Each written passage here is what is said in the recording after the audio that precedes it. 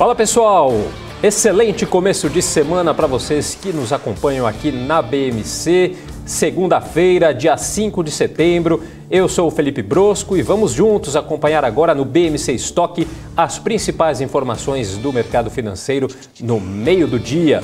E a gente começa com os números do mercado financeiro. Ibovespa que se desloca neste comecinho de semana das bolsas internacionais, no pregão desta segunda, impulsionado aí por commodities e também empresas do setor de saúde. A Bolsa Brasileira opera nesse momento em alta de 1,06% aos 112.034 pontos, abrimos aos 110.867 e tivemos essa máxima aí de 112.671 pontos, um pouco acima do que temos agora nesse momento. Entre as altas também temos a Vale aqui operando com 3,18%, também temos aqui operando ao 1,66% a Gerdau, temos também aqui o Bradespar, 1,98%, e a CID Nacional, aqui no 1,64%. Ainda temos também a Uzi Minas aqui operando acima do 1%.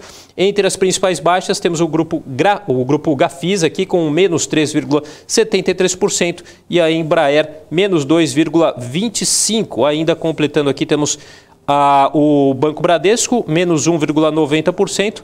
E a CEMIG, olha só, menos 0,74%. Ao longo do nosso jornal, a gente vai acompanhando, então, as oscilações aqui do nosso mercado. Como eu disse, as commodities aí seguem valorizando no mercado internacional, com altas próximas a 4%. Já o setor de saúde esteve também entre as máximas do dia, aí, após o ministro do STF, Luiz Roberto Barroso, acatar o pedido da Confederação Nacional de Municípios e suspender o piso salarial para profissionais de enfermagem, o que impactaria aí de forma direta as receitas das operadoras de saúde e também dos hospitais. Deixa eu ver quem está chegando aqui com a gente. O Peter Santana, nosso companheiro de todos os dias, dando boa tarde aqui para a gente. O Marcos Feneriche também.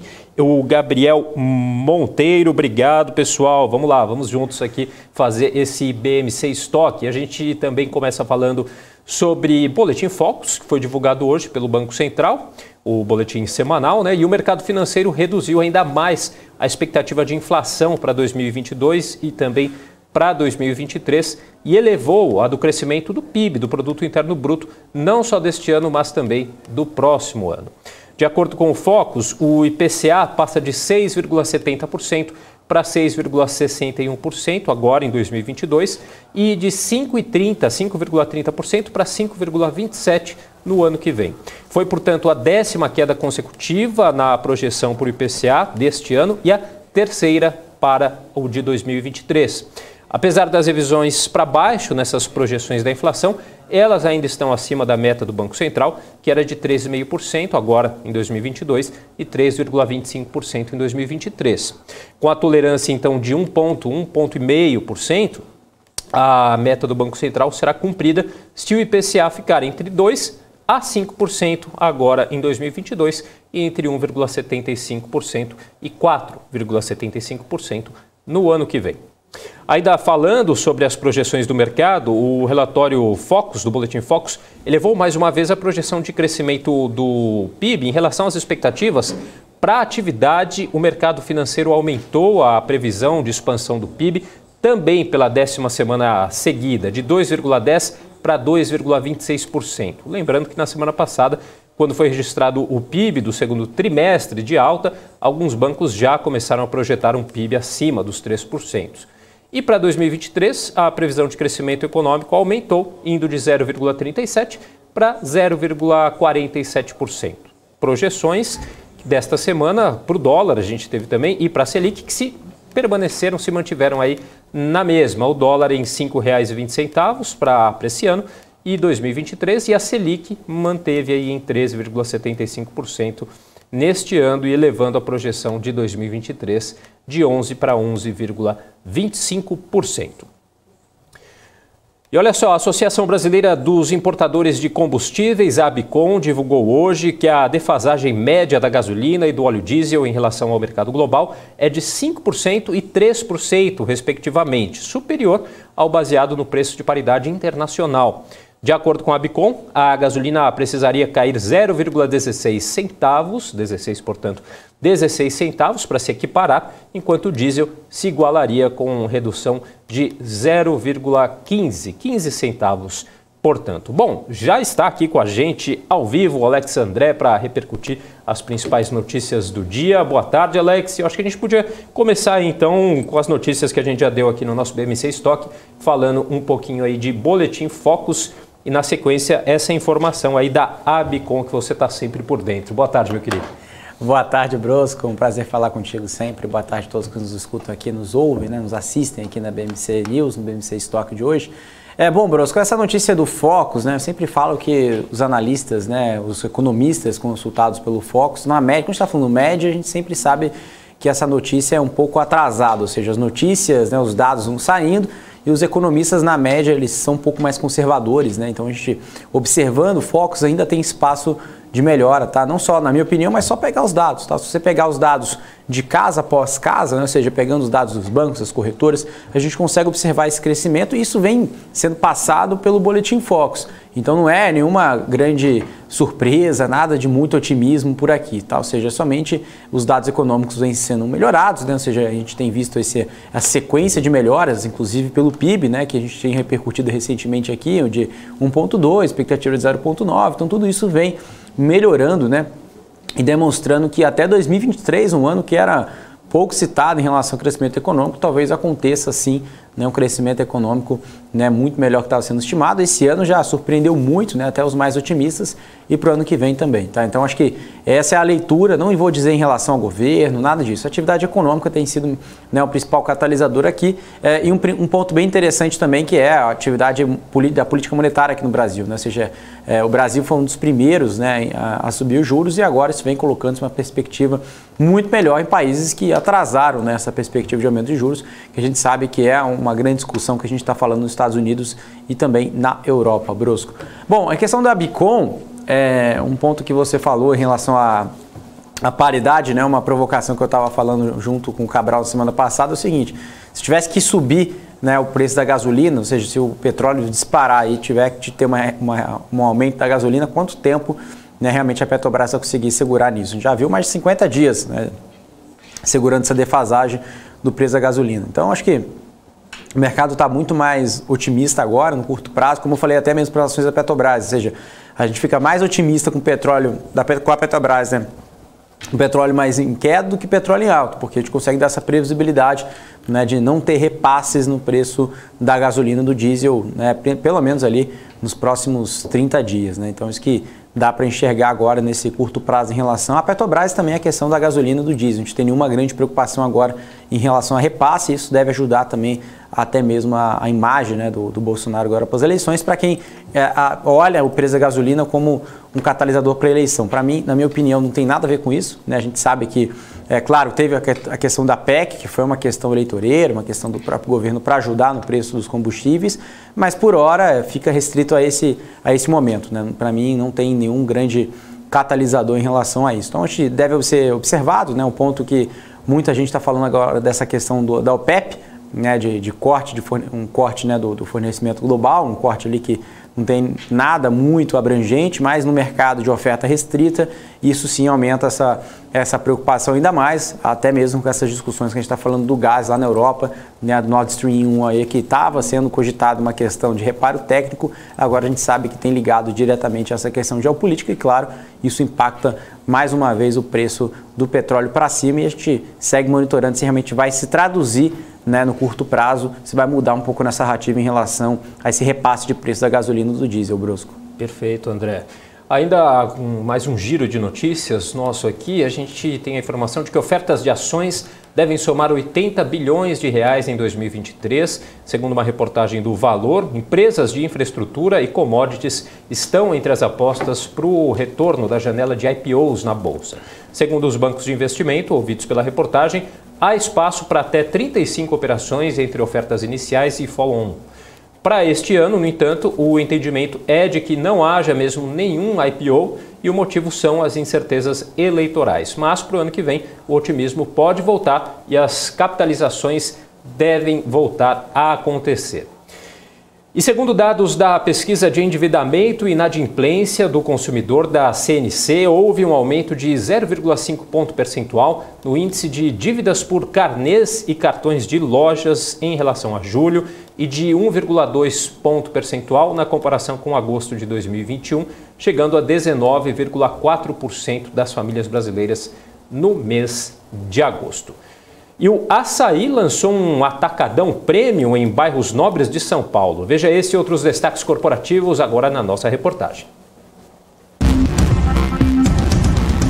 O Açaí lançou um novo modelo de atacadão que promete atender tanto os clientes que buscam preços baixos quanto ao público de alta renda, sem elevar os custos. Segundo o CEO da marca, Belmiro Gomes, o volume de vendas será mais que suficiente para compensar os itens adicionais. Na última semana, foi inaugurado o primeiro modelo na cidade de São Paulo, na loja convertida do Extra, o Açaí Anhanguera. A expectativa do Açaí é de que lojas como a Anhanguera atinjam em 18 meses o triplo do faturamento do que era o Extra, hipermercado do GPA que mais vendia no país. A empresa espera que a loja alcance uma cifra de cerca de 500 milhões de reais em receita por ano. Até o fim do ano, o Açaí planeja inaugurar 40 das 70 lojas compradas do GPA no ano passado e que isso ajude a acelerar o passo para alcançar a meta de atingir a receita anual de 100 bilhões de reais em 2024. No segundo trimestre deste ano, essa cifra era de 60 bilhões de reais em termos anualizados.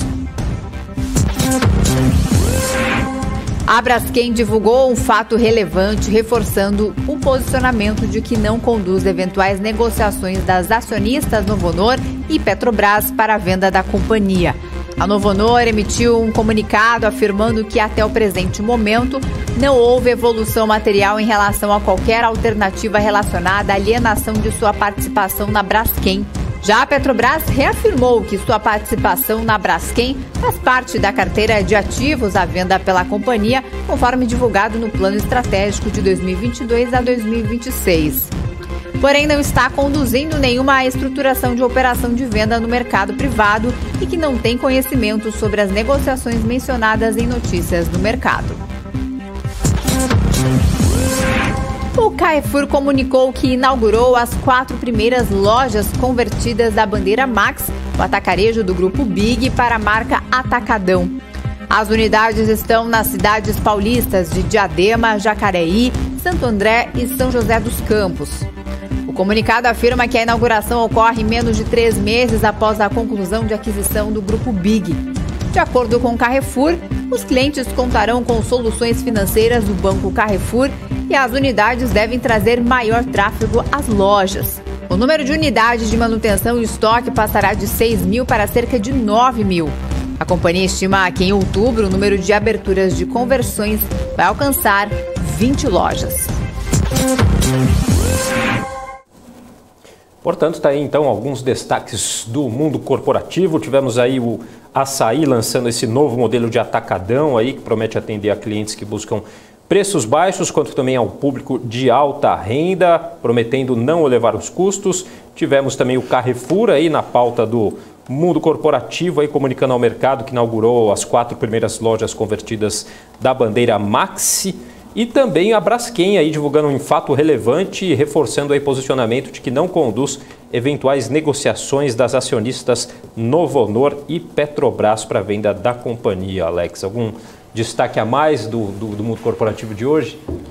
Bom, o Brosco, o que tem comentado bastante é a questão da Energisa, né, que foi comentado ao longo da última semana, não é de hoje, mas né, no último final de semana que tem debatido sobre isso, né, a venda da participação do BNDES, né, após as debêntures que foram conversíveis em ações, né, então a Energisa está vendo aí como que vai ser feito esse desinvestimento. Também, olhando já para a semana passada, mas um impacto que muita gente vem comentando as novas iniciativas da Gerdau também, né, a Gerdau Next, né, que são iniciativas não voltadas ao aço, né, que foi uma iniciativa ali junto com a Randon, né, em relação ali a esses novos mercados. Olhando no curto prazo, nada muda, tá? A gente tem ali uma representatividade muito pequena da receita, a gente está falando ali, quando a gente olha pelo market cap da companhia, valor de mercado, em torno de 0,5% dessa iniciativa. Mas quando a gente olha o que ela já tem feito em questão do varejo, né, ou seja, no consumidor final, isso ajuda bastante, acho que foi a iniciativa mais assertiva. E olhando para frente, né, até 2030, a companhia quer chegar com essas novas iniciativas da Gerdau Next em torno de 20% do faturamento, que é representativo. Agora, no curto prazo, não, mas para quem é acionista mais de longo prazo, é uma ótima notícia que a companhia está olhando além do escopo, além do que ela tem feito, né, no curto prazo. Já a questão dessas notícias, ô Brosco, dessa nota que você acabou de colocar na tela, é basicamente o seguinte: essa questão do açaí é que teve um spin-off, né, do açaí para destravar valor da companhia, né, para os controladores, né? Por isso que a gente tem açaí e Pão de Açúcar agora, né, sendo listado na nossa bolsa. Um ponto interessante é que o modelo do GPA, né, o modelo do Pão de Açúcar por si só, né, como está sendo mostrado no mercado hoje, ele vem sendo muito questionado, ou seja, ele não está conseguindo entregar o mix que o consumidor de alta renda precisa, né, ele não está tendo uma boa precificação. Então, diversos conjuntos aqui que nós temos em relação que os grandes analistas, né, os grandes investidores têm colocado nessa dúvida em relação ao modelo de negócio, a perenidade do modelo de negócio, da lucratividade que tem ali o grupo Pão de Açúcar e, propriamente dito, o próprio Pão de Açúcar, né, as lojas, as unidades Pão de Açúcar. Que a gente sabe que os modelos de negócio das lojas maiores, né, principalmente ali quando a gente tem olhado o Extra Hiper, né, não tem sido bem tocados, né? Por isso está sendo feito, né, essa troca de bandeira agora, nesse exato momento. E o que o Pão de Açúcar tem feito para tentar atingir esse público de alta renda ou até mesmo ali média alta renda, que são as lojas minuto, né? São as lojas menores, né, que são lojas estrategicamente localizadas em regiões onde tem maior fluxo de pessoas, onde tem ali propriamente dito ali um fluxo, né, tanto maior, mas um SKU menor, né? Então a gente peca ali pelo SKU, tem menos peças, né, menos diversidade de produtos, mas troca-se por fluxo melhor e uma precificação melhor. A gente sabe que as lojas no minuto conseguem entregar margens melhores, né, ou seja, preços mais altos que uma loja por exemplo, ali do Pão de Açúcar normal. O que o açaí vem fazendo é unir essas duas coisas, ou seja, trazer um preço bom, ou seja, que, por exemplo, uma loja menor não consegue trazer, dado um SKU menor. Então, e outro ponto interessante é SKU e preço, ou seja, se eu tenho volume, eu consigo ter preço. Se eu tenho um SKU, se eu tenho, né, ou seja, produtos, né, ou seja, diversas formas, né, diversos modelos, eu consigo trazer também uma repaginação desse modelo de loja e trazer, consequentemente, um público mais de alta renda que quer consumir determinado tipo de produto, né, que pode ser consumido ali ou até em outros concorrentes que possuem ali um posicionamento no alta renda, mas com preço que o atacarejo, né, o famoso cash and carry, pode oferecer. Então, ou seja, unindo os dois modelos de negócio, unindo tanto só para quem quer preço, mas também quem quer variedade, para o público de alta renda. Então, isso que é um ponto bem interessante, esse posicionamento do açaí que achou essa lacuna, e para mim é muito interessante, né, o próprio açaí, para quem observa, é uma empresa fantástica, né, gera muito caixa para os acionistas, é uma companhia redonda, né, não tem nenhuma preocupação ali que a gente tem visto o modelo de negócio da companhia, muito pelo contrário, crescimento, rentabilidade, geração de caixa, tudo isso faz o açaí se tornar protagonista, né, nas grandes casas, né, nos grandes fundos aí a gente tem visto.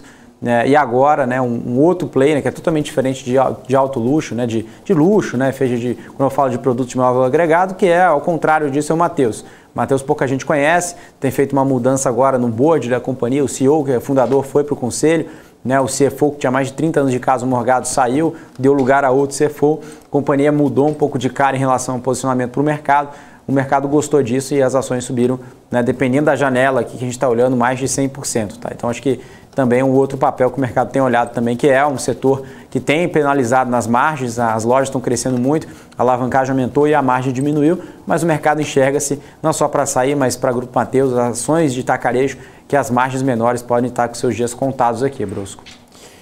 Perfeito, Alexandre. E agora indo lá para a Europa, né, a gente teve essa notícia hoje aí que está repercutindo bastante da Rússia interrompendo o fornecimento de gás aí para todo o continente, até que as sanções aí sejam suspensas, o que já afeta, claro, o preço do gás e afeta as bolsas também por lá, né?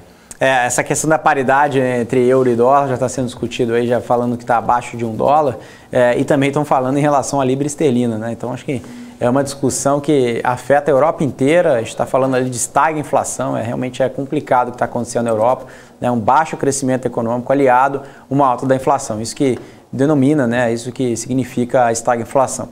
Por outro lado, a gente não tem saídas, né? A Europa já se discute esse aumento, né, de endividamento dos países, né, que compõem o bloco europeu. e, consequentemente, um baixo crescimento, né? Não só um baixo crescimento, mas também um não crescimento, ou seja, as empresas, não crescendo, né? Ou seja, desacelerando ainda mais as suas perspectivas, com a inflação correndo solto, mesmo com a política monetária que seja um pouco mais contracionista do que está começando a ficar, mas isso não muda o cenário, parece que isso não vai mudar em nada em relação à perspectiva econômica da Europa. Tá? Os Estados Unidos já é diferente, né? Os Estados Unidos já tem uma perspectiva totalmente, uma resiliência em relação a esse aperto monetário, que ainda vai continuar, o mercado tem ali adotado o tom mais hawkish, né? Mas nada disso vai impossibilitar a economia americana de crescer e entregar, né, números mais resilientes, como a gente tem visto. Tá? Então, o resumo seria isso. E a Europa, acho que essa questão do Nord Stream 1 aí já era cogitado, Brusco. Acho que isso não é nada assim, é uma novidade, o mercado não esperava por isso.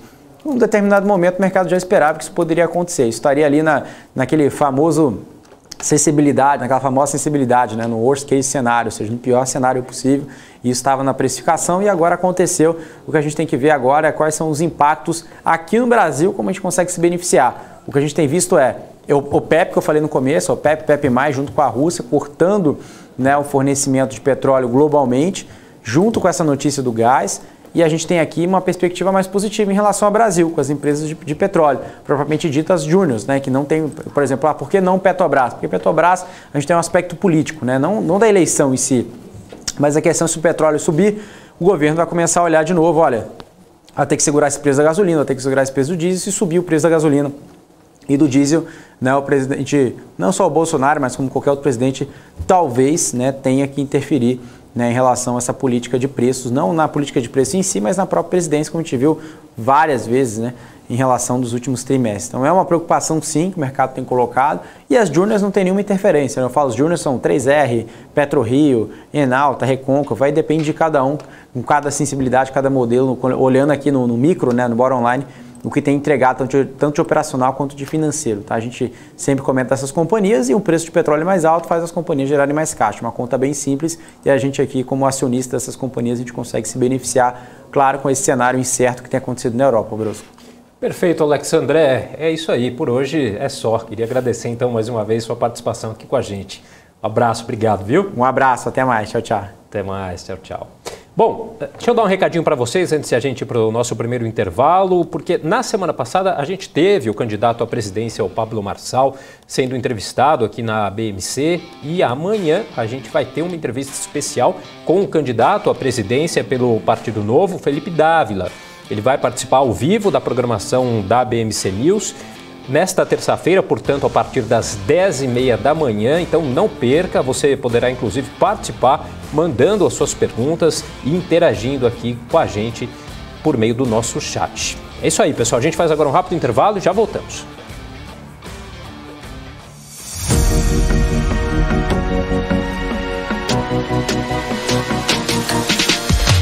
BMC News, informação que gera valor. Notou a inflação explodindo recentemente? Preço da gasolina? O seu dinheiro está desaparecendo? Rentabilize suas criptomoedas com a Bybit Ganhos. Tudo isso em uma plataforma intuitiva, segura e dinâmica. Não perca mais tempo, porque tempo é dinheiro. Abra sua conta hoje mesmo. Bybit.com. A CapTable é a maior plataforma de investimentos em startups do Brasil que conecta você, investidor, a essa nova economia. Nós selecionamos e avaliamos as empresas em ascensão de forma rigorosa. E você se torna sócio das marcas mais inovadoras e com futuro exponencial no mercado. Invista de forma descomplicada, inteligente e exponencial. Acesse captable.com.br e faça parte da nova economia. Fala, meu povo, beleza? Eu tenho uma novidade para contar para vocês. Que é isso aqui, meu Deus? Fala, Cabral.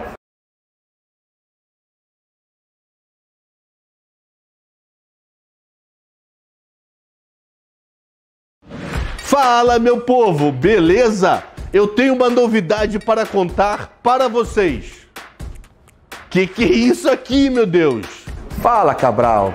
Que é isso? É que a gente veio completar o seu recado. É isso aí, meu povo. Se você é um profissional do agronegócio, produtor rural ou corretor de grãos, no dia 10, 11 e 13 de setembro vai acontecer o curso avançado Agronegócio, Comercialização e Gestão de Riscos. Comigo, Ale Delara, e com os grandes mestres Vicente Zotti e professor Alexandre Cabral. Serão 16 horas de conteúdo e um treinamento ao vivo, com vagas limitadas.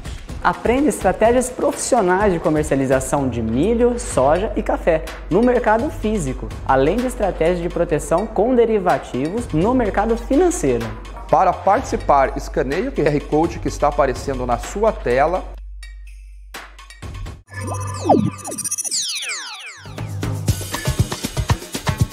Já imaginou ter acesso 24 horas, de domingo a sexta, aos principais mercados globais? Para você poder negociar com a segurança e com a qualidade de um broker internacional com mais de 20 anos de expertise? Isso é possível, aqui na Act você pode!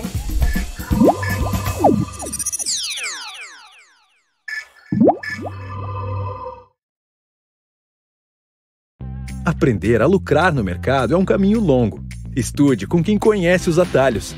Garanta seu lugar na trilha do game com o Wilson Neto e descubra os segredos para operar mini contratos como os grandes players.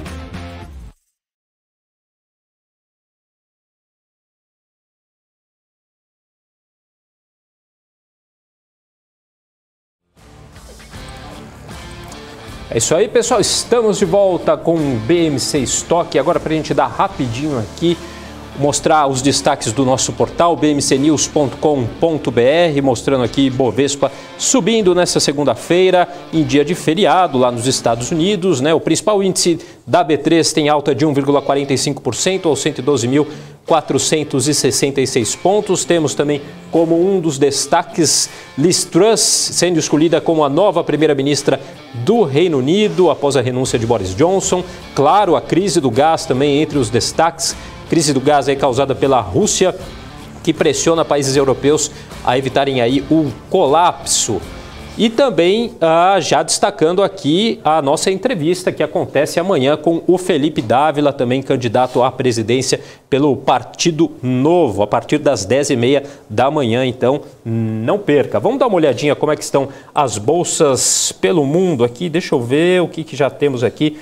O que já fechou, o que está operando. Bom, temos Nasdaq aqui, olha, menos 1,31%, Dow Jones também, tudo caindo, menos 1,07%, e o S&P 500 também com menos 1,07%, os principais índices lá nos Estados Unidos. Na Europa temos o DAX em menos 2,22%, o FTSE 100 do Reino Unido operando em alta de 0,09%. São esses, então, algumas das principais bolsas, tanto lá na Europa quanto também nos Estados Unidos. Já temos Kelly Cali? Então vamos com Kelly Cali ao vivo de Brasília. Boa tarde, Kelly. Oi, Brosco. Boa tarde a todo mundo que está acompanhando a gente aqui no Stock. Eu estou no meio de uma bagunça aqui, viu, Brosco? Vou explicar direitinho o que é essa bagunça. O Congresso Nacional está todo se organizando para receber, na próxima quinta-feira, aquela cerimônia de que a gente falou. Lembra a história dos detectores que eu perguntei e que saí aqui investigando do que se tratava? Pois é, essa cerimônia então está prevista para acontecer na quinta-feira, ou seja, um dia depois dos atos do 7 de setembro que vão ocorrer aqui, né, na esplanada, né, aqui na Praça dos Três Poderes. Está prevista para acontecer às 10 horas da manhã, e sim, pode ser ali um ponto de encontro entre o presidente Bolsonaro e os ex-presidentes Lula, Dilma, Temer, FHC, também Collor de Mello e também José Sarney, tá? Esses ex-presidentes, eles, se vierem, né, eles não vão ocupar, claro, a mesa diretora do Congresso Nacional, que é quem está presidindo essa sessão, essa formalidade, né? Eles vão ser convidados e vão sentar no plenário da casa, aqui da Câmara dos Deputados, caso realmente venham, né? Já o presidente Bolsonaro, não, ele vai compor a mesa junto com Rodrigo Pacheco, junto também com Lira, e tem também programado aqui o Marcelo Rebelo, que é presidente de Portugal, né? Ele deve estar na cerimônia. Na verdade, ele já até confirmou, viu, a presença, e deve compor a mesa diretora dessa solenidade. Além desses nomes que eu citei agora, viu, Fê? O Luciano Bivar, que é primeiro secretário-geral aqui da Câmara dos Deputados, também deve compor a mesa, né? Esse encontro, então, está previsto para acontecer às 10 horas da próxima quinta-feira e sinaliza ali, faz parte, na verdade, Fê, dos festejos do bicentenário da independência do Brasil, né?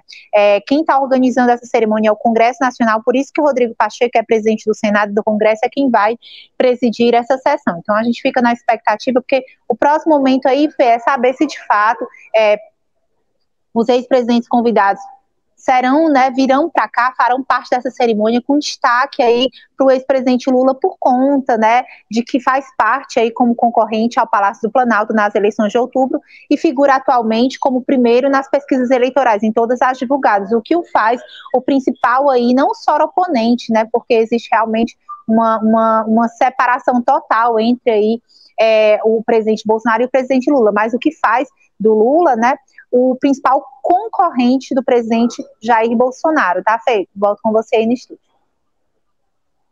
Obrigado pelas informações, então. Até mais tarde. Bom trabalho. Tchau, Fê. Até mais tarde. Isso aí, pessoal. Chegando ao finalzinho de mais um BMC Estoque. Daqui a pouquinho vem aí o BMC Market no comando do Daniel Morales. Eu queria agradecer a participação aqui de todos vocês aqui comigo. O Dodô Mariane, o Vinícius Cavalheiro, o Sol Dia a Dia, o Vale Forte 108, Dabilu também aqui com a gente, o Anuncia Aqui, o Wilson Richardson. Obrigado, pessoal, pela participação, pelas perguntas e de estar junto com a gente aqui fazendo esse BMC Estoque. Eu volto logo mais tarde no fechamento do mercado, junto com ele, com o Daniel Morales no Top News. Você fica agora então com o BMC Market. Até mais.